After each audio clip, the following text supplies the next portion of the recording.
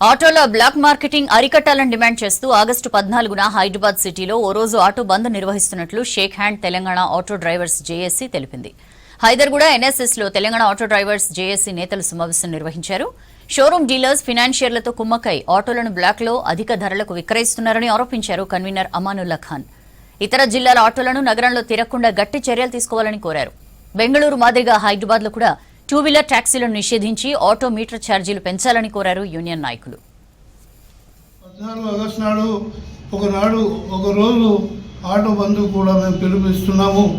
మా డిమాండ్లలో ప్రతి సంవత్సరము ప్రతి ఎవరికి 12,000 రూపాయలు ఇచ్చే వాగ్దానాన్ని వెంటనే 12,000 చెల్లించాలని మేము డిమాండ్ చేస్తున్నాము. అదేవిధంగా నగరంలో బయటి జిల్లాల ఆటోలు నడుస్తున్నాయి, వాటిని వెంటనే ఆపాలి. అదేవిధంగా ఈ 2-వీలర్ ట్యాక్సీలు కూడా ఇక్కడ నడుస్తున్నాయి, బెంగళూరులో నిషేధించారు, హైదరాబాద్ కూడా నిషేధించాలని మేము డిమాండ్ చేస్తున్నాము. చాలా కాలంగా ఆటో మీటర్ రేట్లు పెంచలేదు, కాబట్టి ఆటో మీటర్ రేట్లు కూడా వెంటనే పెంచాలని మేము డిమాండ్ చేస్తున్నాం.